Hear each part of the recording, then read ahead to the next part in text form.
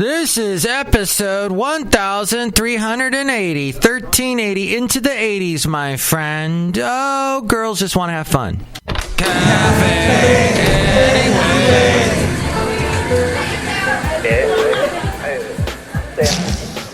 Mike's Daily Podcast. Hey, what the heck? We were just talking to each other, and here we are yet again. I am Mike Matthews, broadcasting from Cafe Anyway, located somewhere in Podcastro Valley, the last place on earth. Today, we hear from Madame Rootabega, Valentino, Bison Bentley. We bring you the segment Matthews News, and we will look at the segment we haven't done in a while, emails from email and your common not so comments. Mike's Daily Podcast. And I took a little ride on Bart yesterday, coming home from work. Mike's Daily Podcast. And a lovely lady, she was looking really nice, sat down in the car next to me, practically, I think, maybe not so close, but within a normal length. I guess what I'm trying to say is she was sitting there, and then all of a sudden a guy that looks like Andre 3000 walks in the car. Mike's Daily Podcast. And he also happens to have a bottle of Jim Beam in his pocket, and Mike's he says to the girl, Daily "What's your phone number?" Podcast. I didn't know it was that easy. Yeah! But she was told him to go away. And then he didn't. And then I thought I was going to have to throw down mic time on him. And she actually got up and she said, "Don't follow me.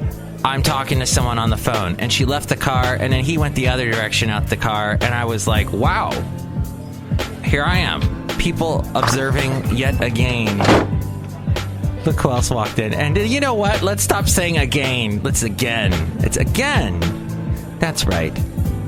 Hello, my commercial to Madame Rootabega. Lots of excitement on the part. Ooh. I was about to throw down. I was about to be Mike Hulk. I was going to turn into Mike Hulk, and my shirt was all going to rip off. It was going to be great. Look who else walked in. Hello, Mike. This is Valentino, the parking attendant. And this is Bison Bentley. Do you know that? Mike, our favorite guy in the whole world, Chris Christie's in the news again. Yeah, Chris Christie for president. Do you know that? Guys, I hate to tell you this, but that's never going to happen. But yeah, he's in the news. We'll find out exactly what in the segment Matthews News. Also, yesterday, there was something else that happened, and I can't remember. Crap. But that's okay. Because we have this to... Oh my God! Email from email and your calm and not so calm mess. And here's today's podcast picture. All these segments to do. Let's do the podcast picture first. That's a picture of me in Alameda. Yesterday's picture was at the fair, Alameda County Fair, but it was from a year ago, and it was the delicious chicken cooking away, barbecuing away. And there was... Oh, by the way, last show was called Frick. I don't know if you noticed the title, Frick. And there was an author named Frick. And he wrote, I think this was in the 19th century, he wrote a lot of work, poetry even, different writing, pieces of writing that involved asking why do we believe what we believe and kind of railing against the church. And anyway, I didn't know all that about Frick, but F-R-I-K was his name. And it was also later on was some weird character in the movies, but the picture is Alameda around Bay Farm Island, something like that. Harbor Bay. There's Bay Fair, which is in San Leandro. It's very confusing in the Bay Area. We use the word Bay quite a bit. We don't ever say Michael Bay, though, because he's horrible. So you can see that picture at MIKEs-DAILY-PODCAST.com. Yes, and now the wonderful segment, emails from email and your common not so comments. This person commented on a post that I did yesterday, actually the post for Frick, where in the title I said, I talk about the CNN Punch-Out, Trump tweets, the California water tunnels, basically everything that we were talked about on the last show, and this guy, Steve, He's in Thousand Oaks, California, and Steve once had my show on his internet radio station. This was about 3 years ago. He liked it. He didn't like this type of show where I'm talking and reading news and commenting on news and whatnot. He liked the interviews I used to do with people that no one gave a crap about, but he loved those interviews, especially when they were country artists. He was all into that. Well, I don't do that so much anymore, Steve. And I don't even know if he listened to the show, but he said, Trump likes to toss chew toys at the press dogs. Okay, a little bit of dog imagery. That's fine. Dogs are great. So I wrote back, true, he has a crush, which he does. He cannot block out the press. He's constantly looking at the press, and, he has to comment on everything. And then this guy replied, they sure lick it up while the big dog, Trump, pees on them. Once again, more dog imagery. Very good, Steve. We've got our canine thoughts running. And I said, that's not all he likes to pee on. To which Steve replied, and then he completely went off the dog imagery was no more. He said, that Russian pee story has already been proven as a fake, that Comey, no, he didn't put a comment. He didn't do a Comey, but he said, that Comey swallowed hook, line, and sinker, period. Well, we have Comey in the news today as well, kinda. But that's what people are saying that don't listen to my show. Or maybe he does, I don't know. But thanks for the comments, Steve. Good luck with your internet radio station. And yeah, so MIKEs-DAILY-PODCAST.com shows you all the places you can comment. You can email me, MIKES-DAILY-PODCAST@gmail.com. You can help out the show through the Amazon link. Click on that Amazon link and buy whatever it is you're going to buy, and that helps us out, makes us happy. There's also the PayPal. You can donate that way and become an inglorious Mike's Daily Podcaster and get a special greeting from all the Cafe Anyway characters. All that at MIKES-DAILY-PODCAST.com. By the way, in the podcast picture, I'm wearing a Google shirt. And you know what? I do use Google Plus, and I use the Google URL shortener. It's goo.gol.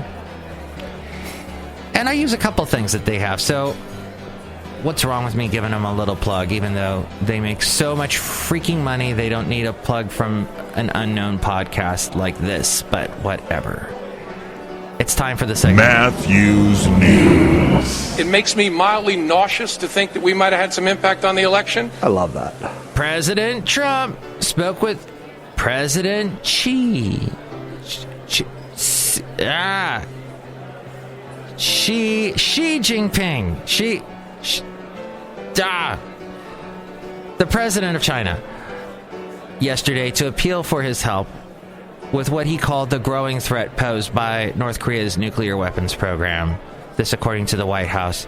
The United States and China have clashed recently over Washington's arms sale to Taiwan, among other issues.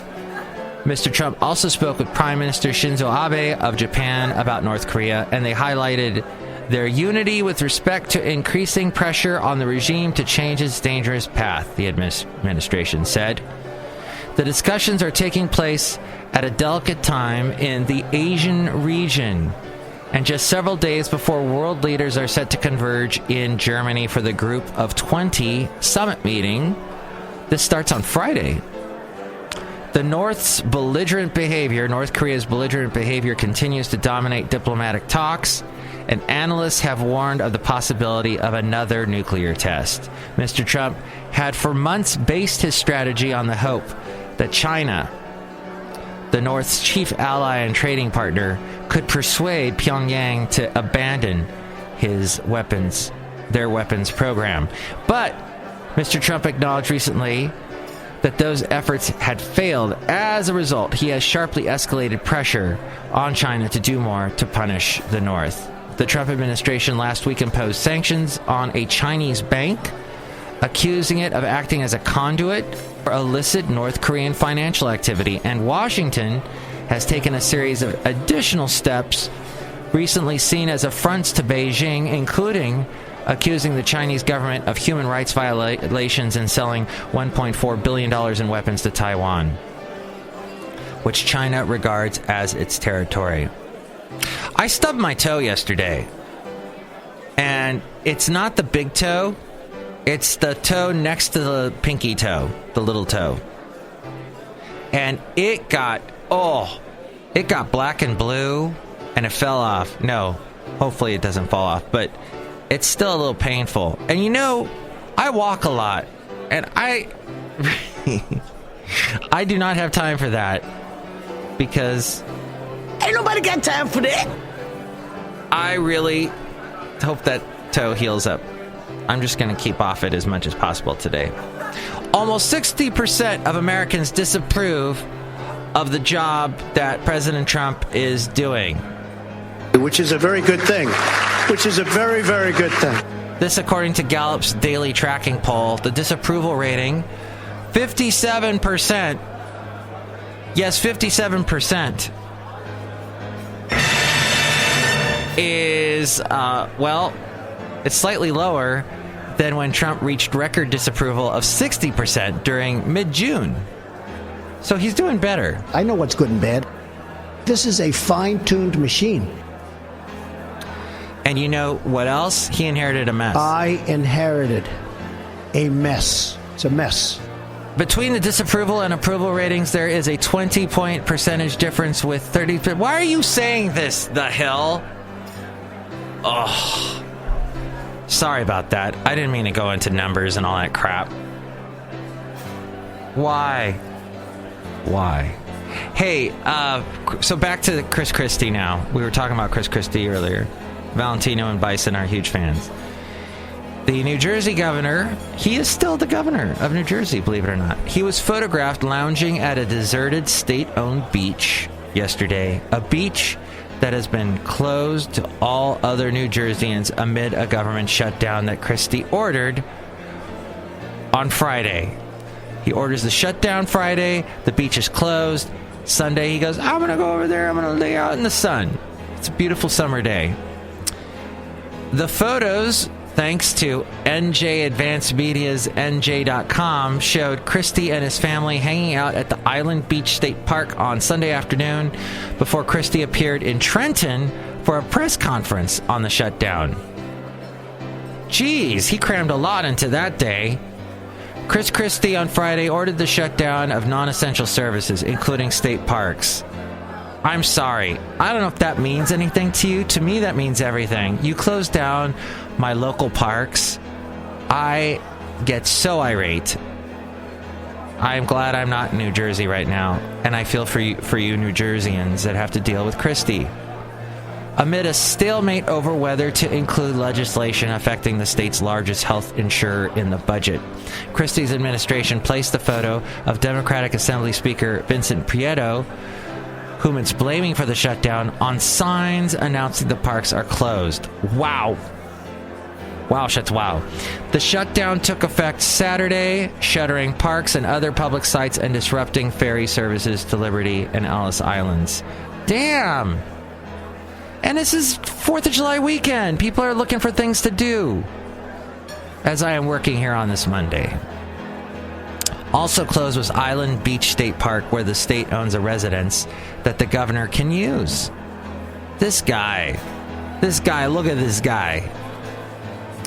He said earlier that, I know, I once did that, and Haley came in, because we worked together. Haley came in from the Daily Haley and said to me, Mike, you know you offended everybody in New Jersey when you did that accent. I said, what?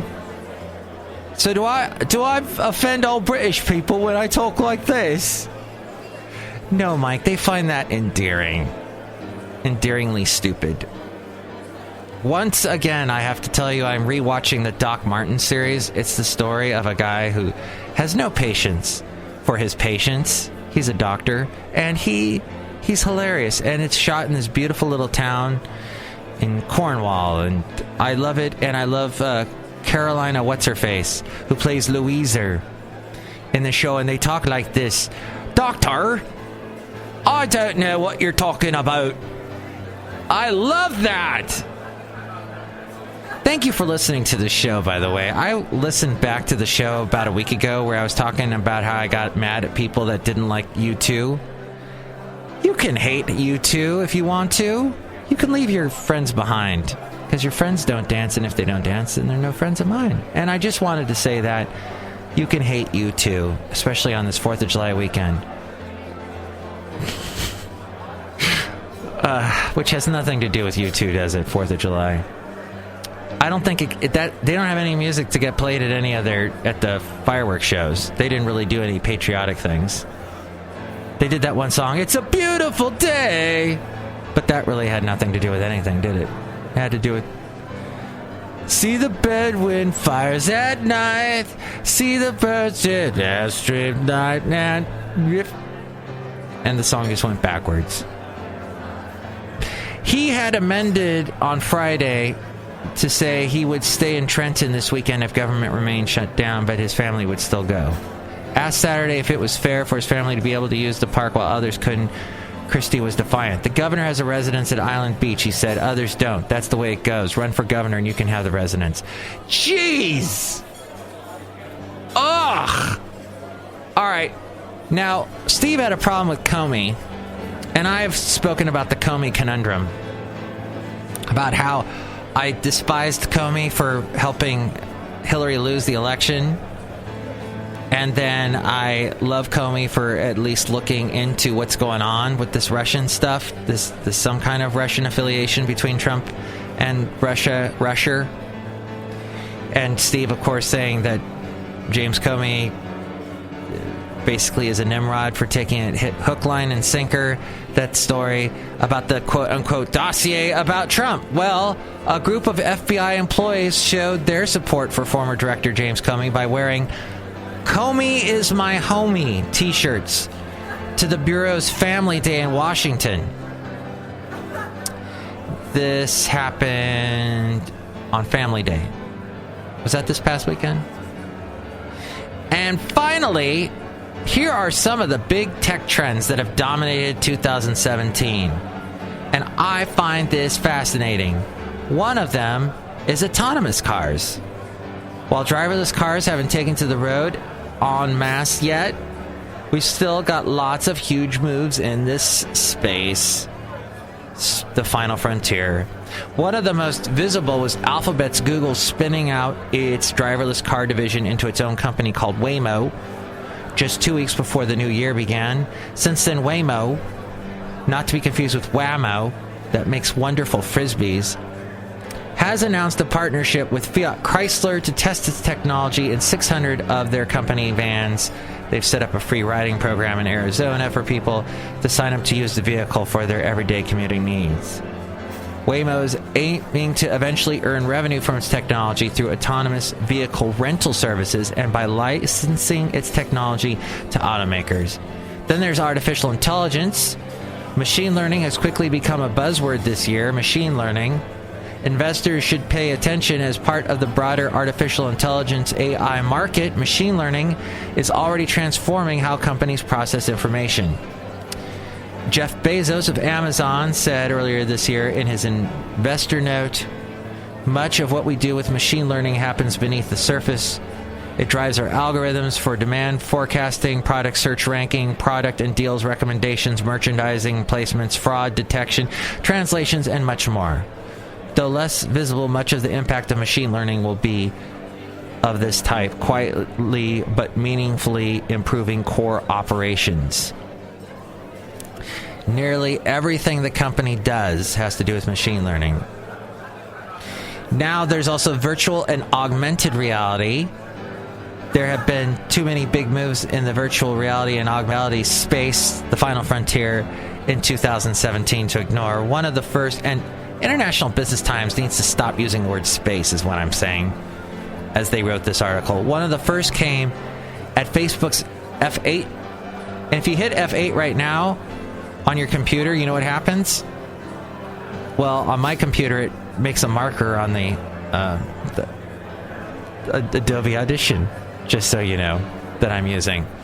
But back in May, the company showed off a slew of new augmented reality features for its flagship Facebook app. So basically, Apple's also making some big moves in the AR space. Damn it, International Business Times, stop with the space. Apple unveiled a new AR software development kit at its recent Worldwide Developers Conference. Developers they're going to be able to create augmented reality features and apps for the iOS 11. That's important because it means that once Apple updates its software on millions of devices, it'll create the largest AR platform and could spark more adoption for the technology. So they are working on their own augmented reality headset or pair of glasses, it is rumored. And then there's still plenty of time in the year for more tech trends to emerge. Well, thank you, Susan Fry of International Business Times. And you use the word space way too much, so get off that crutch word. My crutch word is thing. I say thing way too much. As we go outside a cafe anyway, where we bring you Mike's Daily Podcast somewhere in Podcaster Valley. What's your crutch word? Email me, mikesdailypodcast@gmail.com. You can also call the phone number, 1-336-MM-DAILY. That's 336-MM-DAILY. You can text that number too. Text charges apply. Well, I've stubbed my toe, and I'm going to deal with it. I'm going to sit all day and enjoy it. Next show, it's going to be possibly the 4th of July show. If not, have yourself a great 4th of July with the bombs bursting in air and all that wonderful stuff. Oh. That bomb went off a little too close to the ground, I would say. Dang. Not so good. Not so all right. All right. But we will have the wonderful Chely Shoehart, Floyd the Floorman, and John Deere the Engineer. Happy birthday, America. Mike's Daily Podcast is written and produced and performed by Mike Matthews. His podcast is super easy to find. Download or listen to his show and read his blog at MIKEs-DAILY-PODCAST.com. Email Mike now at MIKEs-DAILY-PODCAST@gmail.com. See you tomorrow. Bye!